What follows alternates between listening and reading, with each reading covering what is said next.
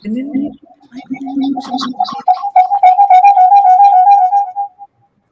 right. Good morning, everybody. Welcome back. Okay. Now, we have three people or three presenters who are going to present their papers today. And I would like to call upon our moderator for today morning, Dr. Abdul Hadi, aka Doraemon. Dr. Hadi dah makan dah, breakfast ambil dah. No problem. I have already. You had already, yeah? Okay, good. It's beautiful Sunday morning here in Penang. My house is very near to the beach. I can see the sea from there. Okay. Thank you very much, Dr. Hadi. The screen is yours. Thank you. Yeah, thank you. Okay, Bismillahirrahmanirrahim. Thanks, Mr. Sarah. Okay. Thank you. Assalamualaikum, and very good morning to everyone, honorable guests, ladies and gentlemen. First of all, I would like to welcome all of you to the second paper presentation session of IMETC2021. All right, in this session, we will have another three presentation from three presenters for your information. Similar to the first paper presentation session yesterday, time allocate for each presenter to deliver the presentation is 15 minutes. The participant may ask the question by using the IMET chat simultaneously during the presentation. So the presenters should prepare to answer the question in the chat room provided. I hope all the presenters will not exceed the allocation time given. We will stop the presentation video if the length of the video exceeds the allocation time given. Ladies and gentlemen, don't worry about the video because we will share it again in the IMET 2021 portal later after the convention. All right, now we continue the presentation with the 10th presenter.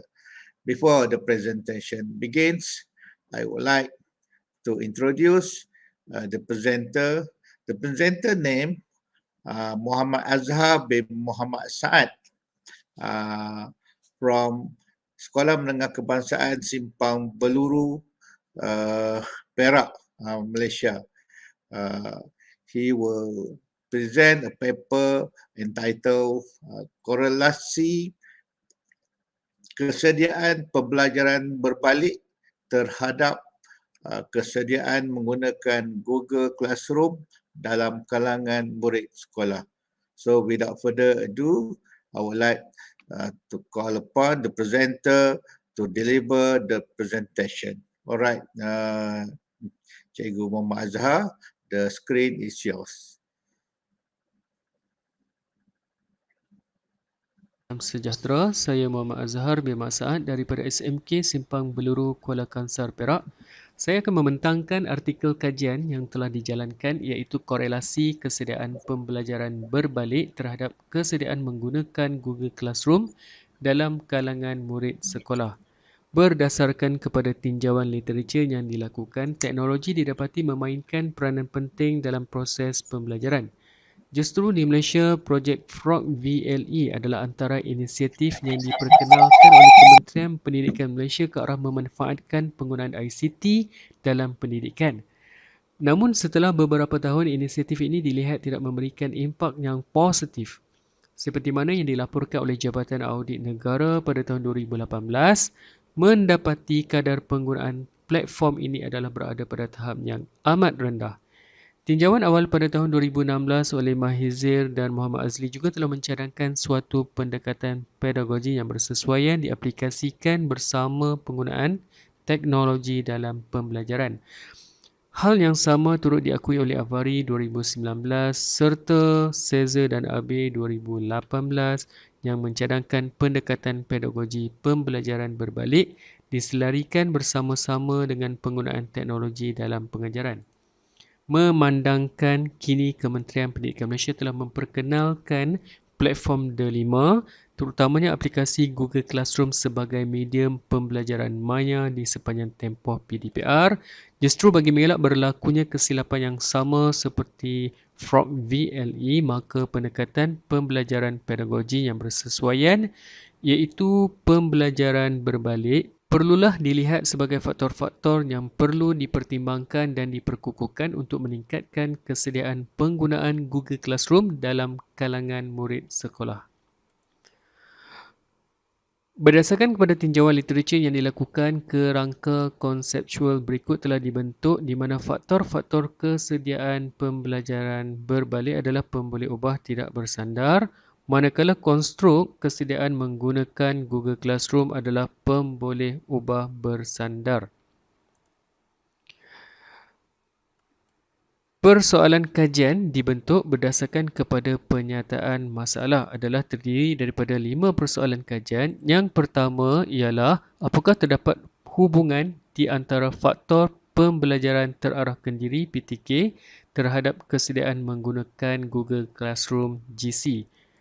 Persoalan kajian yang kedua, apakah terdapat hubungan di antara faktor efikasi kendiri teknologi EKT terhadap kesediaan menggunakan Google Classroom.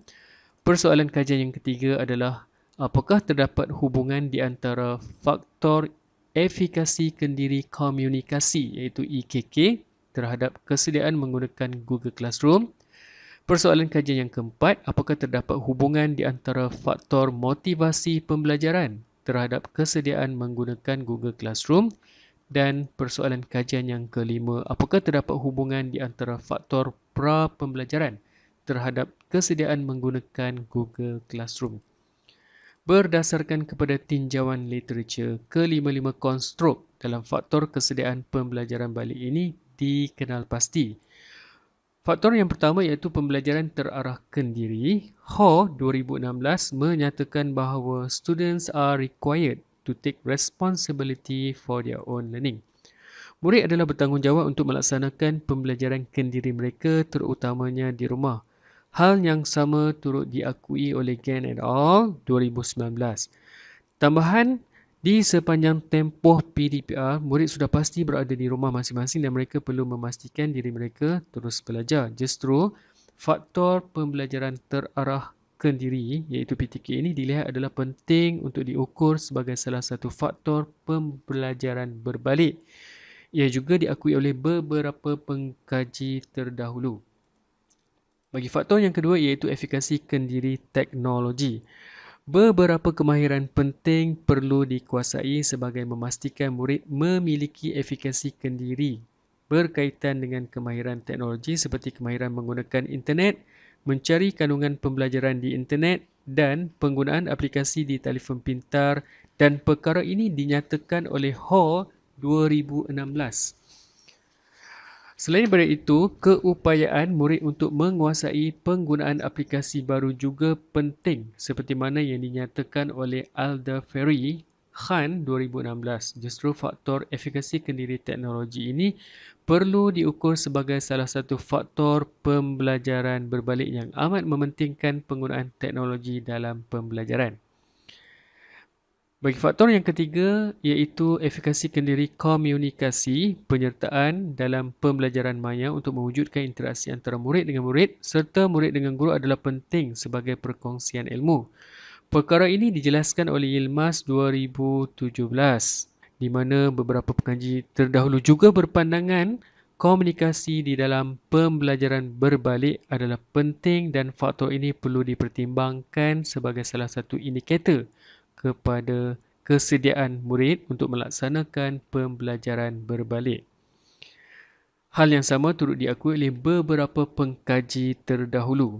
Bagi faktor yang keempat iaitu motivasi pembelajaran, terdapat beberapa pengkaji terdahulu dalam kajian mereka menunjukkan motivasi pembelajaran adalah penting ke arah menentukan kepuasan pembelajaran dalam talian. Gang et al. 2019 juga menyatakan motivasi penting untuk meningkatkan penglibatan perbincangan semasa sesi pembelajaran. Begitu juga dengan Zamzami dan Siti Hajar 2016 dan beberapa pengkaji yang lain juga menyatakan bahawa motivasi pembelajaran adalah faktor penting dalam menentukan pembelajaran berbalik berjaya. Dan faktor yang terakhir iaitu pra-pembelajaran. Untuk memastikan pembelajaran berbalik berlaku, murid perlu melaksanakan beberapa tugasan seperti menonton video sebelum menghadiri kelas. Hal ini dinyatakan oleh HAW 2016. Murid yang memanfaatkan kandungan yang diberikan oleh guru di luar kelas dapat menyumbang kepada keberkesanan pendekatan pembelajaran berbalik. Hal ini juga dinyatakan oleh Durak 2018-2019. Perkara yang sama turut diakui oleh beberapa pengkaji yang lain yang turut menyatakan bahawa kejayaan pembelajaran berbalik adalah bergantung kepada kemahuan murid untuk melaksanakan tugasan luar kelas yang diberikan oleh guru. Bagi konstruk kesediaan menggunakan Google Classroom, konstruk ini adalah merangkumi aspek pengetahuan, pedagogi dan teknologi. Aspek pengetahuan adalah merujuk kepada pengetahuan murid menggunakan aplikasi Google Classroom seperti memberikan komen, berkongsi kandungan, menerima dan menghantar tugasan. Aspek ini dikenal pasti dari tinjauan lalu antaranya oleh Abid Azhar dan Iqbal 2018 serta beberapa pengkaji lain yang melihat ciri dan fungsi seperti ini adalah terdapat di dalam aplikasi media sosial yang sering digunakan masa kini. Aspek teknologi pula merujuk kepada kesediaan murid untuk menggunakan sesuatu aplikasi pendidikan bagi tujuan pembelajaran kendiri mereka, manakala aspek pedagogi merujuk kepada kebolehlassanaan murid untuk berubah ke arah penggunaan teknologi untuk diterapkan dalam pembelajaran mereka. Seterusnya bagi instrumen kajian adalah diadaptasi daripada Alda Ferry dan Han 2016, Ho 2016 dan Van der Sena 2016. Secara keseluruhannya, instrumen kajian ini adalah terdiri daripada 37 item. 27 item soalan adalah merangkumi untuk mengukur faktor kesediaan pembelajaran berbalik, manakala 10 item adalah untuk mengukur kesediaan menggunakan Google Classroom. Instrumen kajian seterusnya diuji dari aspek kesahan dan kebolehpercayaan. Ujian kesahan yang dijalankan adalah kesahan kandungan, iaitu kesahan muka dan analisis persetujuan. Hasil analisis persetujuan menunjukkan panel pakar bersetuju dengan item yang digunakan dan diubah sesuai. Seterusnya, ujian kebolehpercayaan yang dilakukan adalah ujian korelasi item terhadap skor keseluruhan dan ujian dengan melihat nilai alpha Cronbach. Bagi ujian korelasi item terhadap skor keseluruhan, korelasi bagi setiap item terhadap skor keseluruhan adalah berada di antara 0.365 hingga 0.901 dan berdasar kepada Abu Bakar Nordin 1986. Nilai skor yang melebihi 0.30 menunjukkan item adalah memiliki kebolehpercayaan.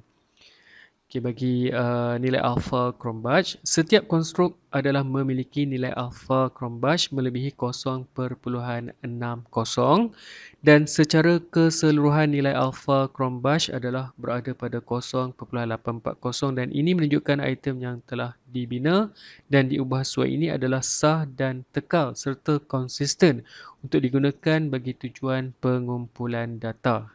Seterusnya, proses pengumpulan data adalah secara bersemuka di mana pengkaji telah bersemuka dengan responden dan borang soal selidik telah terus dikutip.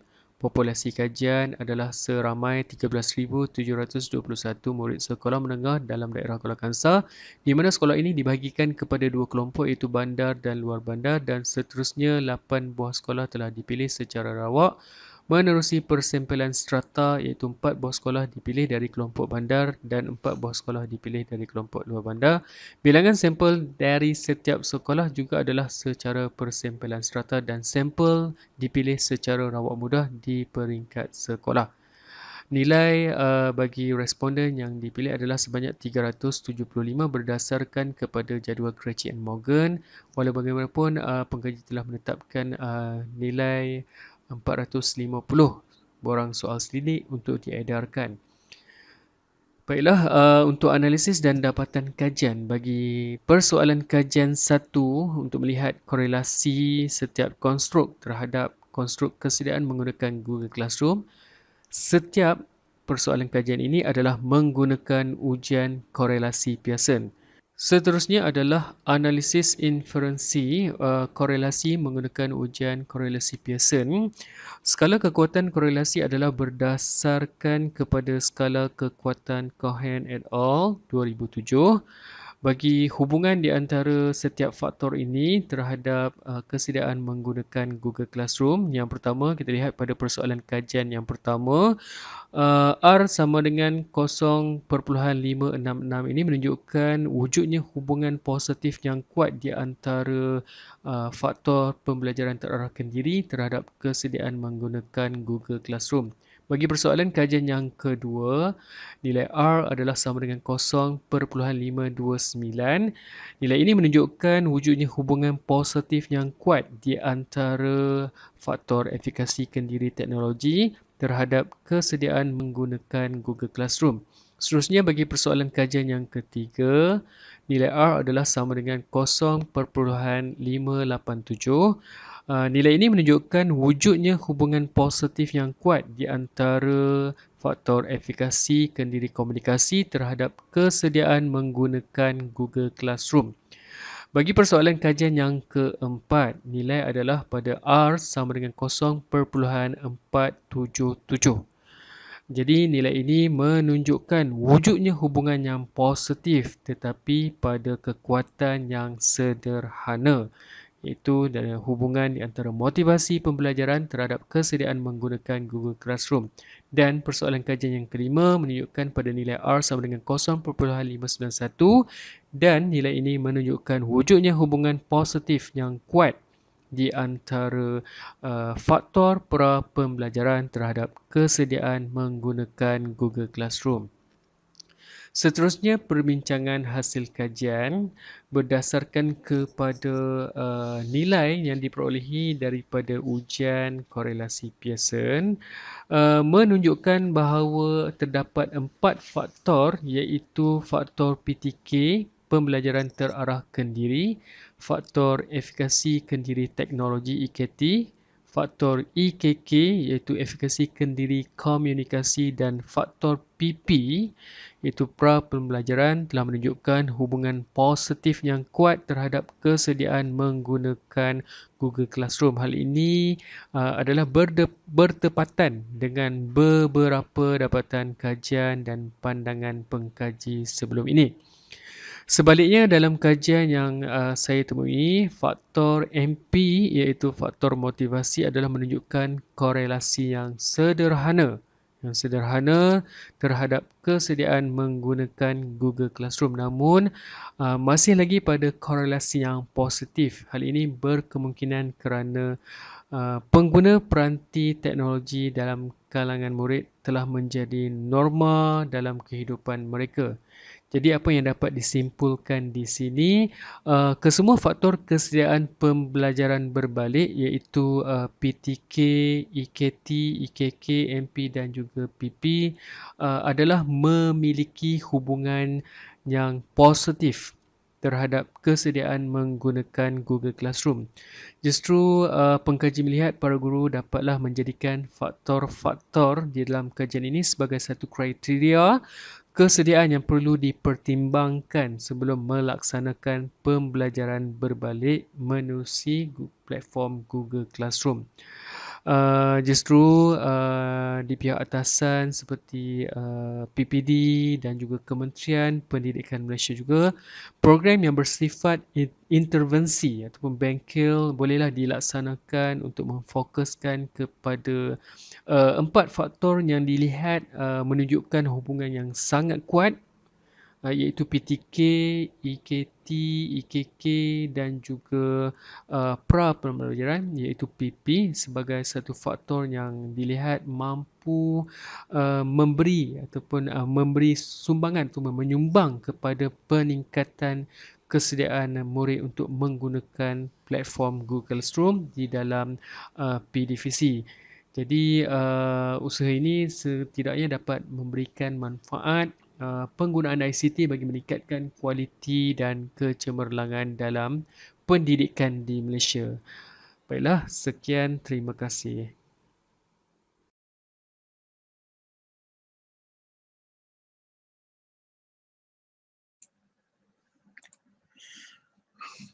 Okay, thank you, Cikgu Azhar bin Muhammad Saad from SMK Simpang Beluru. I'm sorry, I forgot to mention the co-presenter for this paper. The co-presenter is Muhammad Hanif from Sultan Idris Education University. And thank you, Cikgu Muhammad Azhar, once again for your excellent presentation, and congratulations. And hope you to join us again next time. Okay, now we proceed to the next paper presentation. Okay, as usual, before the presentation begin, I would like to introduce the presenter. Now the presenter the presenter name is Nurul Ashikin Haris, Nurul Ashikin binti Haris from bahagian sumber dan teknologi pendidikan, Kementerian Pendidikan Malaysia. She will present a paper entitled Tahap Pengetahuan, Kepercayaan dan Pelaksanaan Amalan Kewarganegaraan Digital dalam Pendidikan. I repeat, tahap pengetahuan, kepercayaan dan pelaksanaan amalan kewarganegaraan digital dalam pendidikan. So without further ado, I would like to welcome the 11th presenter to deliver the presentation. Alright, Dr. Ashkin, the floor, the screen is yours. Please welcome. Kepercayaan dan pelaksanaan amalan kewarganegaraan digital dalam pendidikan. Pengenalan. Pada masa kini merupakan era yang paling digambarkan sebagai zaman digital di mana teknologi maklumat dan komunikasi telah memberi kesan kepada hampir semua aspek kehidupan. Teknologi telah memberi kesan kepada cara kita berfikir dan berkomunikasi antara satu sama lain. Kewarganegaraan digital dan penglibatan digital melibatkan pelbagai aktiviti dari mencipta, mengguna, berkongsi, bermain dan bersosial sehingga kepada menyiasat, berkomunikasi, belajar dan bekerja. Warga digital yang kompeten dapat memberi respons kepada cabaran baharu setiap hari yang berkaitan dengan pembelajaran, kerja, kebolehpasaran, masa lapang, kemasukan dan penyertaan dalam masyarakat, menghormati hak asasi manusia dan perbezaan antara budaya. Kemunculan sosial media, laman web dan aplikasi baru setiap hari telah mengubah cara berinteraksi untuk mendapatkan maklumat serta berkomunikasi. Kewarganegaraan digital adalah konsep yang membantu guru, pemimpin teknologi dan ibu bapa memahami apa yang patut diketahui oleh pelajar atau anak-anak ataupun pengguna teknologi untuk menggunakan teknologi dengan sewajarnya. Menurut Suson 2019 bahawa guru dan pelajar tidak bersedia sebagai warga negara digital yang bertanggungjawab. Kesedaran tetapan privasi adalah masalah utama dan kebimbangan responden adalah berkaitan dengan kewarganegaraan digital. Kajian menunjukkan bahawa milenial merupakan generasi yang bijak teknologi tetapi kekurangan dalam menjalankan tanggungjawab digital. Di samping itu, mereka pasif terhadap kelestarian alam digital dan gagal memahami kepentingan tanggungjawab sosial menurut Burgess 2019. Pendidik mempunyai tahap pengetahuan dan kemahiran yang tinggi berkaitan dengan tindakan tertentu dalam kewarganegaraan digital. Dan Walters mendapati pendidik mempunyai kepercayaan tinggi dalam penggunaan kewarganegaraan digital dalam pendidikan. Menurut tahun 2018, tiada bukti yang jelas menunjukkan guru di Malaysia membantu pelajar memahami etika, budaya dan isu-isu sosial yang berkaitan dengan teknologi dan membantu pelajar mengamalkan penggunaan teknologi yang bertanggungjawab. Hasil kajian daripada MCMC dalam Internet User Survey pada tahun 2020 menunjukkan peningkatan pengguna internet daripada tahun 2018 kepada tahun 2020. Kita dapat lihat 21% heavy user ini, iaitu pengguna internet yang telah menggunakan internet lebih daripada 12 jam, meningkat daripada 14% pada 2018 kepada 21% kepada 2020. Objektif kajian ialah untuk mengetahui tahap pengetahuan, kepercayaan dan pelaksanaan amalan kewarganegaraan digital pendidik di sekolah menengah di Malaysia. Terdapat 50 soalan kajian. Yang pertama, apakah tahap pengetahuan dan kemahiran pendidik terhadap kewarganegaraan digital dalam pendidikan? Yang kedua, apakah tahap kepercayaan pendidik terhadap kewarganegaraan digital yang digunakan dalam amalan pengajaran? Yang ketiga, apakah tahap pelaksanaan pendidik terhadap kewarganegaraan digital yang digunakan dalam amalan pengajaran? Yang keempat, apakah terdapat perbezaan yang signifikan antara kelayakan akademik dan kelulusan ikhtisas terhadap kewarganegaraan digital? Dan yang kelima, apakah terdapat hubungan antara tahap pengetahuan pendidik dan tahap kepercayaan pendidik terhadap kewarganegaraan digital? Kerangka konsep yang digunakan dalam kajian ini ialah terdapat dua kerangka teoretikal, iaitu teori pembelajaran transformasi Meziro yang menggambarkan kerangka rujukan untuk pelajar dewasa yang mana pengetahuan mempengaruhi perubahan berdasarkan tabiat pemikiran individu dan sudut pandangan. Satu komponen teori ini adalah idea pemikiran autonomi yang menunjukkan kewarganegaraan dan membuat keputusan moral secara langsung berkaitan dengan definisi kewarganegaraan digital. Teori konektivisme ialah teori pembelajaran yang menerangkan bagaimana teknologi internet telah mewujudkan peluang baharu bagi seseorang untuk belajar dan berkongsi maklumat di seluruh alam cyber dan di antara mereka sendiri. Teknologi ini termasuk pelayaran web, email, wiki, forum perbincangan dalam talian, rangkaian sosial, YouTube dan peralatan lain yang membolehkan pengguna untuk belajar dan berkongsi maklumat dengan orang lain. Kerangka konseptual yang digunakan ialah kewarganegaraan digital, di mana kewarganegaraan digital adalah fokus kepada kemahiran yang diperlukan oleh semua pengguna teknologi untuk berfungsi dengan berkesan dalam dunia digital yang terus berkembang. Konsep ini mengetengahkan perilaku baik, penerapan nilai murni dan kebertanggungjawaban dalam penggunaan teknologi digital menurut Rebel 2021. Terdapat 9 elemen, iaitu akses digital, perdagangan digital, komunikasi dan kerjasama digital, keselamatan digital, etika digital, hak dan tanggungjawab digital, fasih digital, undang-undang digital dan kesihatan digital. 3 prinsip panduan di bawah kewarganegaraan digital iaitu safety, prinsip yang melindungi, merangkumi hak tanggungjawab digital, keselamatan digital dan kesihatan. Savvy, prinsip mendidik, merangkumi fasih digital, komunikasi dan kerjasama digital dan perdagangan digital. Social, prinsip menghormati yang merangkumi etika digital, akses digital dan undang-undang digital. Reka bentuk kajian, instrumen soal sedidik menggunakan skala Likert terbuka dan skala Likert dan item terbuka terhad. Analisis deskriptif digunakan dari soalan 1 hingga 3 dan analisis inferensi dari soalan 4 hingga 5. Pendekatan kuantitatif yang berbentuk tijauan telah digunakan. Populasi dan persempelan. Populasi ialah guru sekolah menengah subjek STEM. Prosedur persempelan bukan kebarangkalian untuk memilih sampel dan persempelan bertujuan digunakan. Metrik pembinaan pengukuran item kajian menggunakan ke-99 elemen dalam kewarganegaraan digital. Analisis data.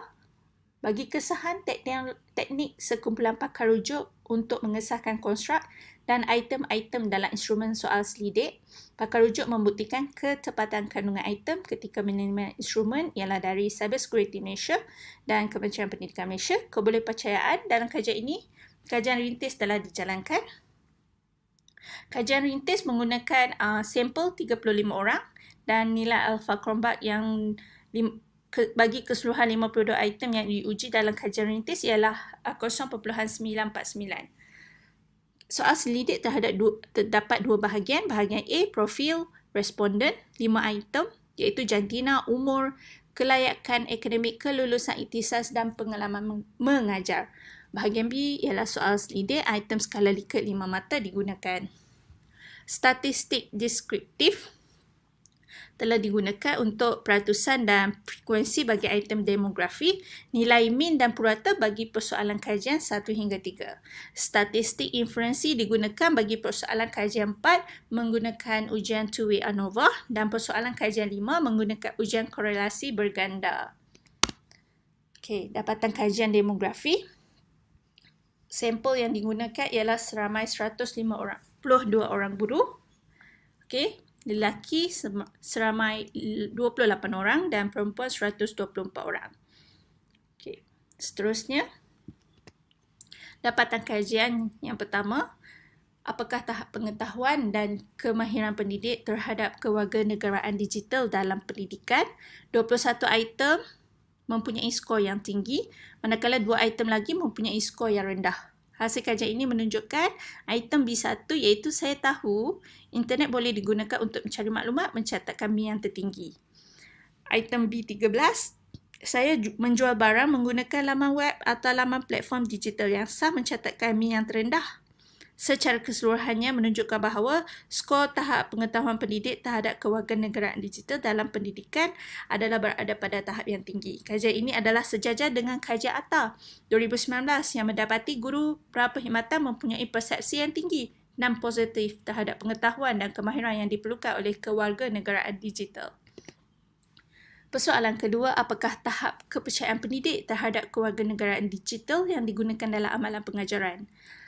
9 item mempunyai skor yang tinggi, manakala 2 item lagi mempunyai skor yang sederhana. Hasil kajian ini menunjukkan item B6, saya boleh menggunakan internet untuk mencari sumber media yang berbeza untuk menyokong tujuan saya mencatatkan min yang tertinggi.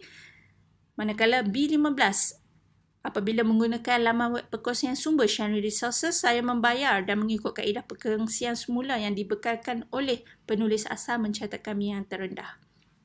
Secara keseluruhannya, menunjukkan bahawa skor tahap kepercayaan pendidik terhadap kewarganegaraan digital yang digunakan dalam amalan pengajaran berada pada tahap yang tinggi. Persoalan yang ketiga, apakah tahap pelaksanaan pendidik terhadap kewarganegaraan digital yang digunakan dalam amalan pengajaran? 13 item mempunyai skor yang tinggi, 4 item skor yang sederhana dan 1 item lagi skor yang rendah.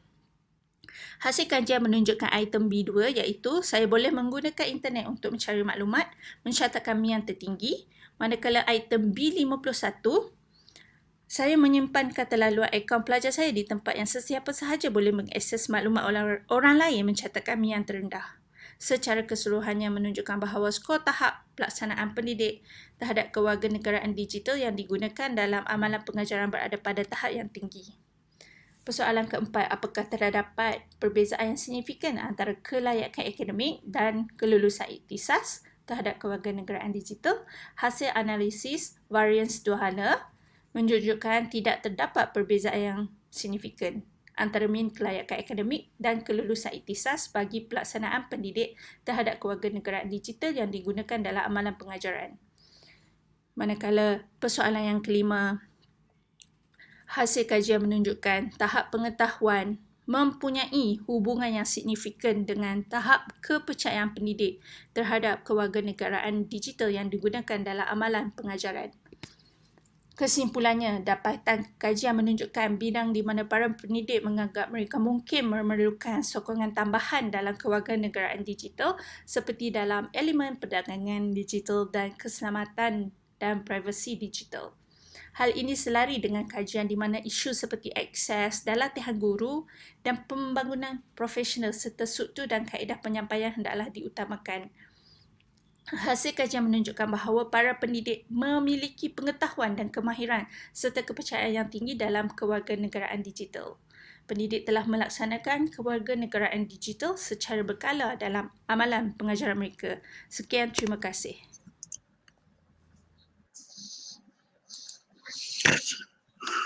Okay, thank you, Cikgu Nurul Ashkin bin Haris from Bahagian Sumber dan Teknologi Pendidikan Kementerian Pendidikan Malaysia. Thanks for your excellent presentation and congratulations. Okay, now we proceed to the next paper presentation.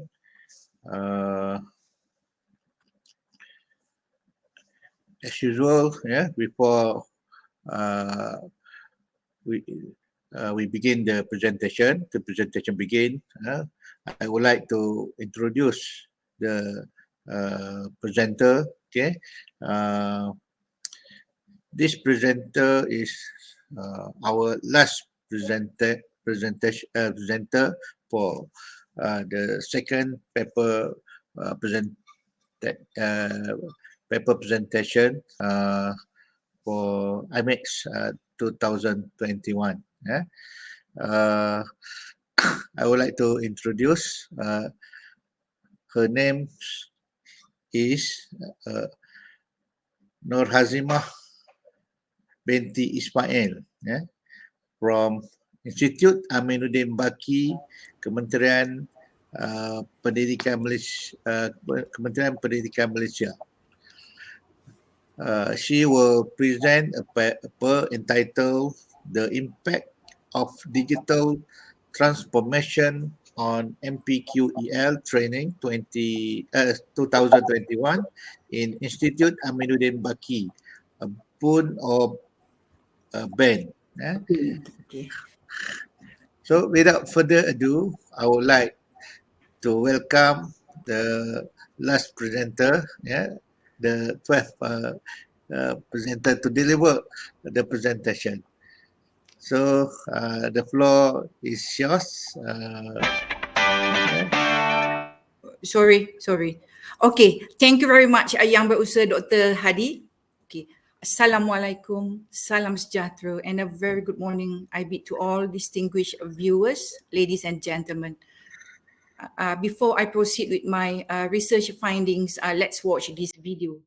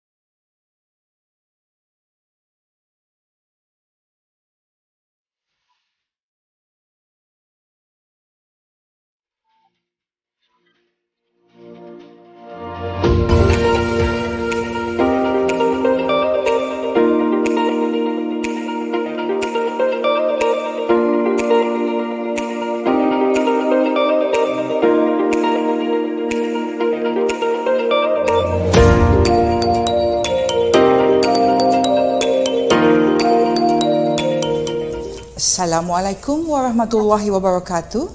Salam sejahtera and a very good morning I bid to all distinguished viewers, ladies and gentlemen.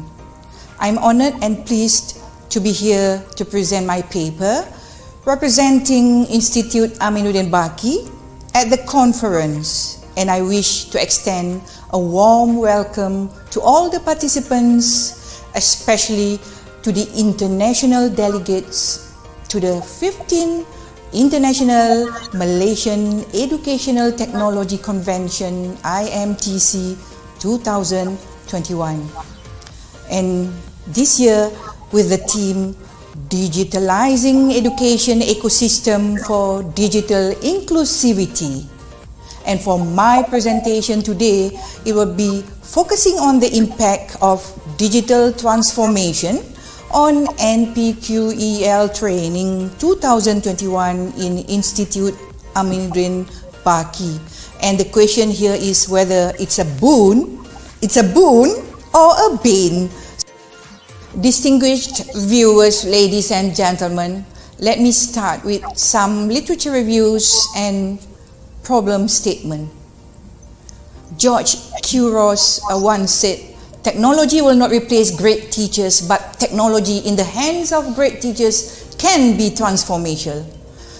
Furthermore, Gucharan 2019 asserted that the shortage of NPQEL certified aspiring heads currently due to the post left vacant by retiring head teachers is at stake.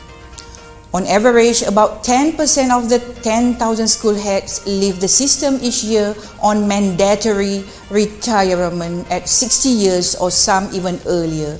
Therefore, the intake of NPQEL participants should be increased from the normal intake of about 1,000 per year to about 1,500 per year beginning in 2015 with blended learning mode into fully digital transformation, which is this year with the pandemic COVID-19. Therefore, to ensure the continuity of IAB functions in general, it's the right time courses were offered and implemented fully online as to cater the needs.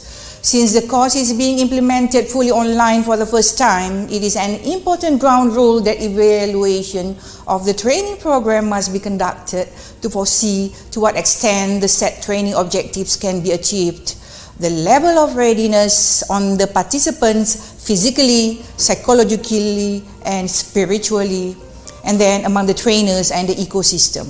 Now, let's move on to the training structure of NPQEL 2020, a new landscape. Beginning July 2014, the NPQEL becomes a prerequisite for aspiring head teachers who want to be appointed into headship. The program was initiated in 1999, then went through some structural changes in 2011 with the new blended mode of NPQEL training approach and eventually transformed to fully online during COVID-19 pandemic for the first intake of 2021. Now let's move on to the objective of study. The objective of this study is to identify the strengths and the drawbacks of the digital transformation for the first intake of NPQEL course 2021, and secondly, to probe the participants' opinions on how to improve the quality of online training to be more effective. And let's look at the impact of the study. This study is very significant. Number one is to gain insights in improving the design of online courses among the module developers and the management. Secondly is to provide information on the level of readiness among IAB trainers and the participants. Thirdly is to identify the challenges faced during the online courses such as digital literacy, facilities, and personal help. Fourthly, to raise awareness among the participants and IAB trainers that it is essential for them to perform virtually effective. Fifth impact will be provide relevant suggestions to overcome the challenges. The sixth impact will be to facilitate the planning of human resource purposes, and last but not least is to upskill both the lecturers and participants' professional development. Memandangkan kursus NPQEL kali ini berlangsung sepanjang musim pandemik, saya dan rakan-rakan peserta NPQEL seluruh negara dikehendaki menjalani kursus secara atas talian sepenuhnya. Pada awalnya saya rasa agak sukar kerana terpaksa berhadapan dengan modul-modul yang perlu dikuasai dan difahami secara bersendirian. Saya sangat bersyukur kerana pengurus kumpulan SMBE 2 Puan Nur Aisyah binti Mat Yusof dan pengurus bersama Puan Nur Hazimah binti Ismail. Mereka berdua sangat memberi bimbingan, sangat memberi dorongan untuk kami terus bersemangat mendepani situasi yang serba baru ini. Selain itu, terima kasih juga kepada semua pensyarah-pensyarah IAB yang sangat suportif. Tahniah juga kepada pihak IAB yang berjaya menyusun modul-modul dan takwim pelaksanaan yang sangat baik dan berkesan sehingga kursus ini dapat berjalan tanpa sebarang masalah ataupun pindaan. The implementation of the teaching and learning processes in the MPKL program is a need when the whole world, including Malaysia, is struggling with the COVID-19 crisis. In general, the teaching and learning conducted online is beneficial to the IAB and also the MPQL participant. First, the flexibility of time and place. Participants can choose a suitable time to go through with the MPQL module. Besides, they can also choose a comfortable place to conduct their learning. Secondly, the material for the program are all available online. IAB has prepared MPQL 2.0 e-learning portal to facilitate participants in finding references for their task assignment. At the same time, all the participants were exposed to various types of application and latest technology by IAB, which can enhance participant IT skills to face the challenge of the modern world. Distinguished guests, ladies and gentlemen, I, on behalf of Institute Aminul Baki Bandar and STEC, would like to take this opportunity to all for listening to my presentation. With this, I, Nur Hazimah binti Ismail, end this presentation. Assalamualaikum warahmatullahi wabarakatuh, wherever you are. Stay safe. All right, so I shall take the presentation after this with my slide, right, with the data analysis.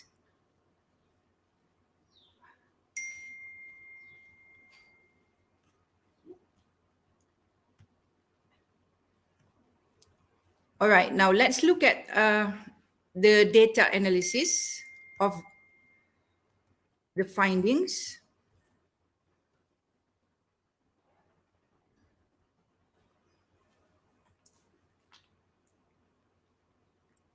Okay.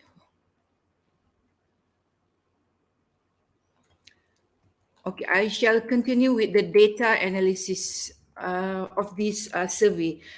Let's look at the first significant findings, which is the preferences voted by the respondents on the mode of learning. Before that, I would like to remind all that we have conducted a mixed mode research, okay, which is a qualitative and quantitative modes, whereby the data are gathered using a self-reported questionnaire adopting the conceptual framework of the Sloan C5 pillars for quality online education model 2002 via Google Form, and some real-life experience shared, like you have watched just now from the video, through interviews using semi-structured questions. Generally, the study population comprises 1,026 NPQEL respondents applying the small sample techniques, Krejcik and Morgan, 1970. And generally, out of 1,026 participants, 429 respondents participated and voted in this survey. Okay, and now let's move on. The first findings, which I've mentioned just now, are very significant, were about these preferences based on figure 3. Okay, the age group of respondents preferred blended mode the most, likewise face-to-face, with 38.6% and 37.6% respectively, while fully online was the least at 24.4%. Now let's move on to the analysis based on the Sloan C5 pillars for quality online education model 2002, whereby the strengths and drawbacks of the fully online training were identified and discussed side by side. Let me start with the first pillar, which is learning effectiveness. Based on figure 4, 24.4% of the respondents favored online learning, which is the least. They claimed that fully online learning had given them opportunity to experience dynamic interaction, synergy generated, and student-centered. However, 36.7% voted blended mode of learning and 38.6%, which is the most favored face-to-face. Based on the real-life interviews, the majority fancied traditional setting, interaction with course mates, instructors, and content for a more effective and meaningful learning. It's hard to keep participants engaged without a trainer's physical presence and face-to-face contact, according to one of the respondents. As for skill, 74.7% of the respondents agreed that online courses were time and cost effective, and only 7.7% opposed. They agreed that institutions continuously improve services while reducing costs to achieve capacity enrollment. Another strength discovered was easy access to resources. Now let's move on to the third pillar, which is accessibility and scalability. Another biggest challenge revealed with 72% was the availability of digital facilities such as connectivity, as they were experiencing technical difficulties because of the high usage rate of online learning systems, video streaming software, and other digital tools. The platforms were overloaded, poor quality video and audio, and internet problems. Internet connection was either unstable or the current data plan was not enough to cover the progressive e-learning needs. Another problem everyone faced was the computer crash that usually happened at the most unexpected moment now and then. Participants and trainers were trying to manage the bad internet connection during the online sessions. Now, the fourth pillar is participant satisfaction. In terms of trainers' delivery, they were fully satisfied and the course content was efficaciously imparted via various digital tools with 95.3% affirmed. They claimed trainers were responsive, timely, and personalized. However, technical challenges related to participants' lack of literacy on digital skills has caused anxiety, and participants claimed that they were stressful, struggling to participate in the online activities, rushing to complete the assignments within the time frame assigned.